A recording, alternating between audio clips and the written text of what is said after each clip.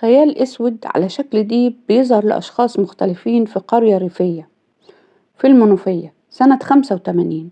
الحكاية إيه؟ اسمعوا معايا. طلعت إشاعة من مزارع المنوفية إنه حد شاف أكتر من مرة على الأرض بتاعته خيال أسود على شكل ديب بعيون بتنور. الديب ده رجليه مش بتلمس الأرض، كان شبه طاير أو رجليه مختفية أصلا. طلع الراجل وقال للناس اللي حواليه إنه شاف أكتر من مرة وقت ري الأرض قرب الفجر. محدش صدقه، بيقول ديب أسود شبه الخيال وعيونه بتنور ومفيش ديب بالمواصفات دي أصلا. الراجل حاول يقنع كل اللي بيحكيله لكن محدش كان مقتنع ولا حد صدقه. الراجل قال إنه كان دايما بيشوفه بيقرب منه من غير رجليه، لحد ما بدأ أكتر من واحد يشتكي من نفس الموضوع من المزارعين في نفس القرية، واللي كلهم أجمعوا على ظهور الديب بنفس المواصفات. عشان يطلع واحد منهم يقول إن ده مش ديب، ده جن متشكل على هيئة ديب.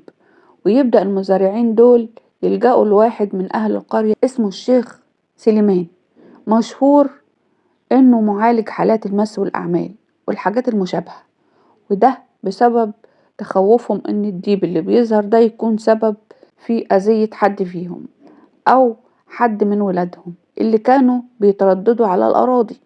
الشيخ سليمان قال لهم أن فعلا ده جن متشكل في هيئة ديب، وده نوع من السحر اسمه سحر بالتسليط. عملوا شخص عشان يطفش المزارعين دول من الأرض وياخدها، وقال لهم إنه هيخلصهم منه، هيبطل السحر مقابل مبلغ معين من الفلوس. بالفعل المزارعين دول لموا الفلوس من بعض وجمعوا اللي طلبوا الشيخ سليمان عشان يصرف لهم الجن.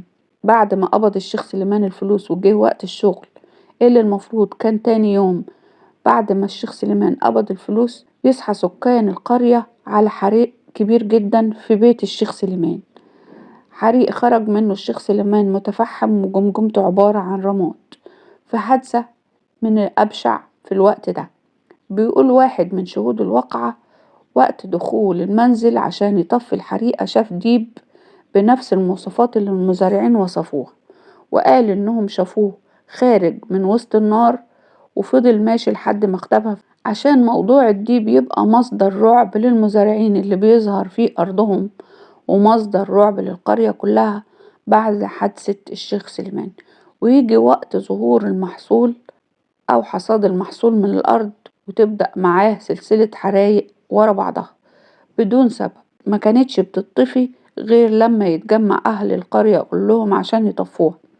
الحرايق كانت سبب في تلف المحصول، والمزارعين بالفعل كانوا بطلوا يروحوا ناحية الأرض بسبب خوفهم من الديب، لحد ما تظهر واحدة ست عمرها حوالي 80 سنة اسمها الحاجة زينب. الست دي كانت كفيفة مش بتشوف. الست دي كانت بتمشي في شوارع القرية ما بتقولش غير جملة واحدة: الديب هيقضي على العدو والحبيب، الديب على أهل البلد مش هيسيب. الغريب هنا إن الست دي كفيفة وما بتخرجش من بيتها من زمن، وأهل القرية كانوا يتبرعوا في خدمتها كل شوية، بس اللي حصل إنها خرجت تلف في الشوارع وتقول الكلام ده كل يوم، ومحدش فاهم هي تقصد ايه ولا ايه علاقتها باللي بيحصل. لحد ما يجوا في يوم يدخلوا بيت الست زينب ويلاقوها مرمية في بيتها وحواليها مجموعة من القطط السوداء بياكلوا في جسمها كأنها دياب. كانت عبارة عن مجموعة أعضاء بشرية مرمية على الأرض. الغريب إن مجرد وصول أهل القرية القطط دي اختفت كأنهم أشباح. بس الناس لقيت في بيت الست زينب حاجة غريبة، لقيوا ورقة عليها رموز وأشكال حيوانات كتير، ومن ضمنهم شكل الديب اللي بيظهر في الأراضي بتاعة المزارعين، هو بالظبط نفس الشكل اللي وصفوه. الأغرب هو من وسط كل الحيوانات والصور اللي على الورقة صورة الديب بالذات كان عليها بقع دم. وقتها بيقترح واحد إن نحرق الورقة دي ويقول إن هي السبب في ظهور الديب، وإن ده عملها الست زينب لأن الورقة كانت في بيتها.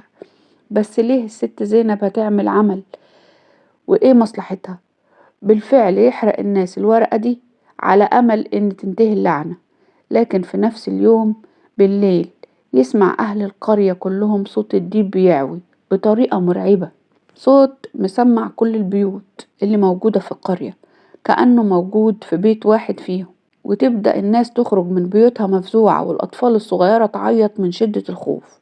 المرعب إن الناس سمعت صوت الست زينب وهي بتردد نفس الجملة كأنها وسطهم: الديب هيقضي على العدو والحبيب. دبت حالة من الذعر. الست اللي ماتت وشبعت موت فضلوا يدوروا عليها، لكن الصوت كأنه طالع من العدم، خارج من حد مش موجود، وفي نفس الوقت صوت الديب اللي بيعوي لسه شغال بنفس الطريقة المرعبة.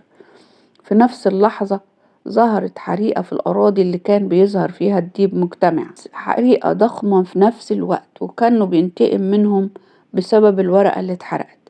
المرعب هنا إن كل اللي راح ناحية الحريق اختفى وما ظهرش غير لما الحريقة اختفت، عشان يلاقوا عشرات ومئات الجثث متفحمة وسط الأراضي.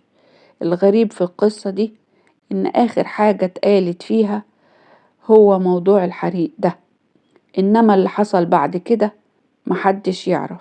وكل المصادر اللي اتكشف عنها اتقال إن الموضوع له علاقة بالآثار وتحضير الجن لفتح المقابر، وإن الديب ده كان حارس مقبرة وسط الأراضي دي، وإنه كان ليه ميعاد معين يظهر فيه. ولحد دلوقتي محدش عارف الحقيقة ايه. اختفت القصة مع مرور الزمن على ما هي عليه. قصص كتير من اللي بنقدمها لكم وبنحكيها في قناتنا هنا بتكون قصص حقيقية حدثت بالفعل. ممكن تكون القصة عدى عليها زمن طويل شوية، لكنها قصة حقيقية، وأحب إن انتوا تطلعوا عليها، يمكن حد ياخد موعظة أو ياخد باله من حاجة ممكن تحصله وهو ما يعرفش. يعني الحاجات دي بتبقى جايلنا من ناس حصلت معاهم القصة وبيبعتولنا يحكوها لنا علشان نستفيد بيها، وهم بيبقوا ساعات عايزين يتكلموا ويحكوا اللي جواهم، فبيبعتوها لنا عشان نحكيها ونعبر عن اللي هم حاسين بيه. السؤال هنا، القصص دي فعلا حقيقية؟ وهل في جن وشياطين والحاجات دي فعلا ويقدر البشر يشوفها، ولا ده كله أي كلام وخلاص؟